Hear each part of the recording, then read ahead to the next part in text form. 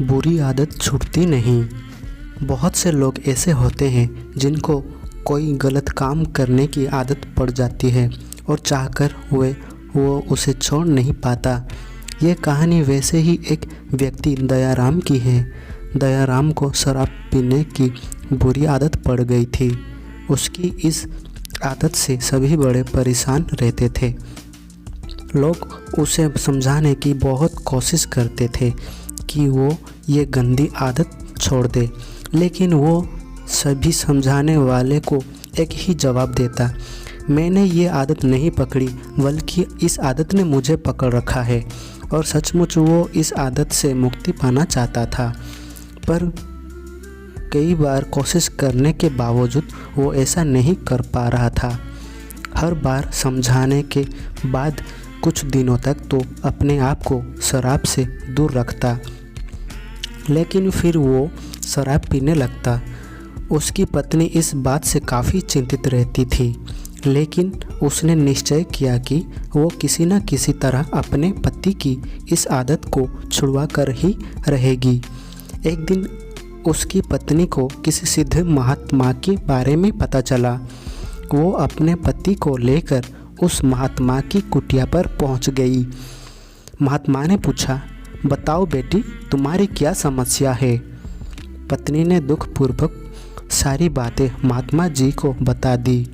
महात्मा जी उनकी बातें सुनकर समस्या की जड़ समझ चुके थे और समाधान देने के लिए उन्होंने पति पत्नी को अगले दिन पुनः अपनी कुटिया पर बुलाया।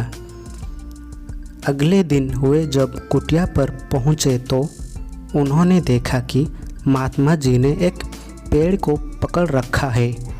उन्होंने महात्मा जी से पूछा कि आप ये क्या कर रहे हैं और पेड़ को इस तरह क्यों पकड़े हुए हैं? महात्मा जी ने कहा, आप लोग जाइए और कल आइएगा। फिर दूसरे दिन भी पति पत्नी पहुँचे तो देखा कि फिर से महात्मा पेड़ को पकड़ कर खड़े हैं। उन्होंने जिज्ञासावश पूछा, बाबा आप ये क्या कर रहे हैं? महात्मा जी बोले, ये पेड़ मुझे छोड़ नहीं रहा है, आप लोग कल आना। उस दंपति को महात्मा जी का व्यवहार कुछ विचित्र लगा, पर वे बिना कुछ कहे वापस लौट गए। अगले दिन जब वे पुनः आए तो देखा कि महात्मा जी अभी भी उसी पेड़ को पकड़े खड़े हैं। पति परेशान होते हुए बोला, बाबा आप ये क्या कर रहे हैं? आप इस पेड़ को छोड़ क्यों नहीं देते? महात्मा बोले, मैं क्या करूं बेटा, ये पेड़ मुझे छोड़ ही नहीं रहा है। पति हंसते हुए बोला, महाराज आप पेड़ को पकड़े हुए हैं, पेड़ आपको नहीं, आप जब चाहे उसे छोड़ सकते हैं। महात्मा गंभीर होते हुए बोले, कई दिनों से मैं तुम्हें भी यही समझाने की कोशिश कर रहा हूँ कि तुम शराब पीने की आदत को पकड़े हुए हो, न कि ये आदत तुम्हें पकड़े हुए हैं। दयाराम को अपनी गलती का एहसास हो चुका था।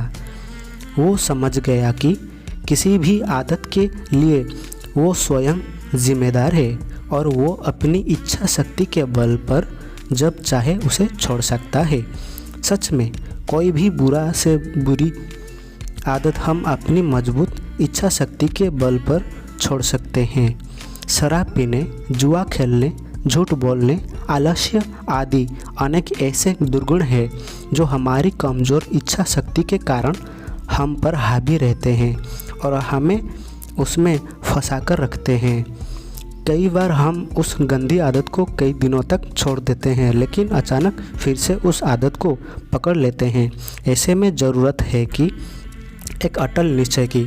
अगर हम अपने निर्णय पर टिके रहते हैं तो हम विजयी होते हैं। इसलिए यदि आप भी इस दौर से गुजर रहे हैं तो अपने निश्चय को अटल करें। कुछ भी नहीं है मुश्किल अगर ठान लिया जाए। दोस्तों, ये जानकारी आपको कैसी लगी?